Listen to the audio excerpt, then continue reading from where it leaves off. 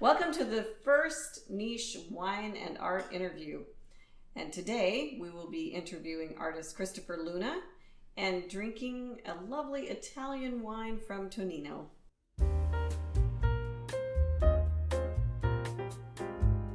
Hello, Christopher. Hello, Leah. Cheers. Here's to you. Oh, that's nice. Very good. So we're going to sit here and just chat a bit, talk about the wine if you wish to, talk about the food, and definitely talk about your art. So I have known Christopher since 2005, I believe. Is that how far back we go? Sounds about right. Okay. You were the director at 6th Street Gallery, I believe, when we first met. Yes. In 2005 sounds about when I first started engaging with the downtown art scene. And we started doing collaborations practically right after we met. So I think the first thing that we worked on together was the first thing Howl, or was that later on? No, it was the 50th anniversary of Howl, I believe, and I arranged the poem for 14 voices. 14 voices. Some of the other interesting things that happened at 6th Street Gallery were a Gertrude Stein reading. Yes. And a reading by a trans author named Aaron Raz. And, Fabulous book. That also happened down there. And the thing that I want the community to know about Leah Jackson versus vis-a-vis the thing I want people to know about Leah in terms of the literary community is that as soon as we met, any idea that I brought to Leah about doing some sort of a literary event, she said yes. And so it quickly made her one of my favorite people in Vancouver because she still hasn't said no to me to this day. If I have an idea and I need a place to bring it, she's always given me a place. First at 6th Street Gallery and then later at Angst Gallery and Niche Wine Bar. We've done a lot of collaborative events and contests and other kinds of things together and poetry readings.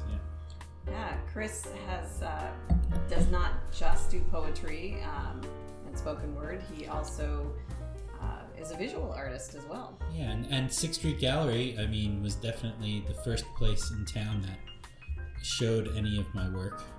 So I'm grateful to you and them for that. When Cover to Cover Books was closing down permanently, the only place I wanted to bring it was Angst Gallery. We had a great almost 5 years at Angst Gallery. That's amazing. Yeah. I really see open mics and poetry readings as like the seedbed for community, and so it really was a good partnership to partner up with you and with Angst Gallery. It was the right place for it to be. After I opened the wine bar, I was very disappointed that our community did not have a poet laureate. So I asked Christopher to be the poet laureate for my business because I thought, well, somebody needs to do it. So he was my first poet laureate, and I guess really my only poet laureate. Well, I brought three things, and perhaps you could tell me what you'd be most in the mood for. Okay, most in the mood for. What goes best with wine? Yes. I brought a poem that is about our president. I brought a poem that is about,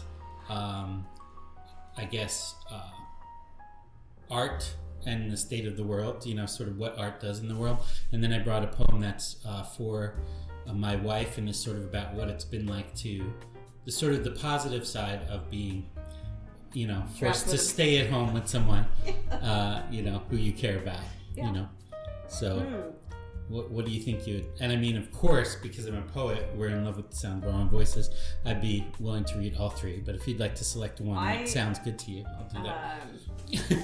They're all, if they're all relatively short, then maybe... Yeah, the longest one is the one about Tony, but I tend to read pretty fast. Well, now I'm thinking that way we can just edit what we want to edit. Sure. Because I have to admit, I am very much looking forward to hearing about our president. Okay. That's probably the shortest one. So, some I people, hope it's all small words.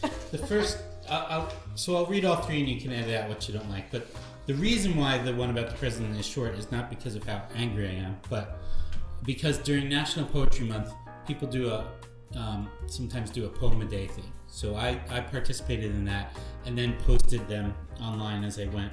And if you're writing a poem every day, it really becomes about just responding to what's happening around you in real time and not necessarily writing very long pieces, you know? So most of those were pretty short. So this, I don't think that this needs any kind of explanation at all.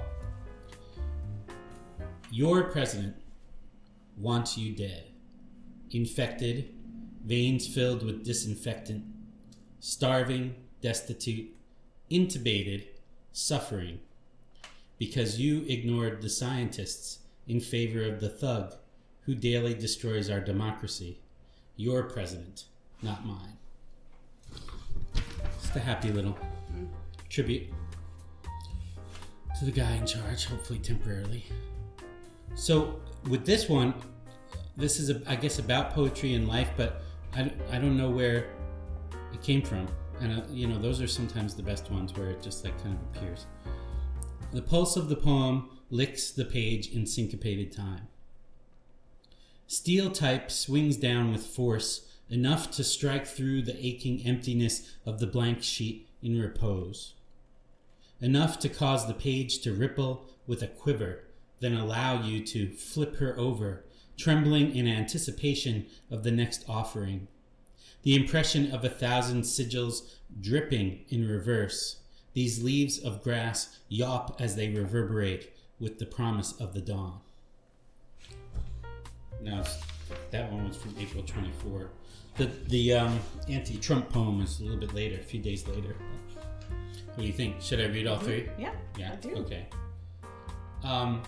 And now I have to tell you about this, that, you know, living with someone who I'm actually happy to be, you know, confined with, or however you want to put it, where we make each other laugh and smile, enjoy each other's company, etc. It's not that there have never been any challenges, but most of those challenges were not because it was her, you know what I mean? It was the situation.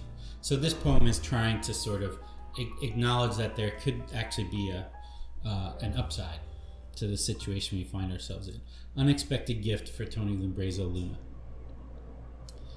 My love, she who created sanctuary in our home, I was not smart enough to wish for.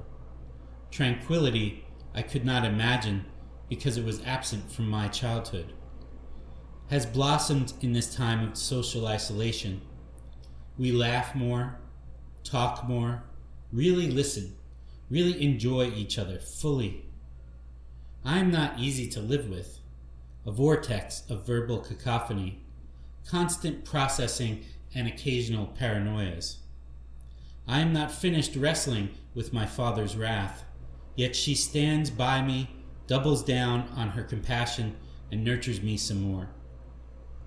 Until I return to her, this is the gift of being on punishment, a closeness my busy life of self-created activities left little room for. Just as before, we live with the knowledge that our time together is limited. The difference is space and quiet enough to be truly present. Oh, I'm glad you read all three. Well, thank you so much.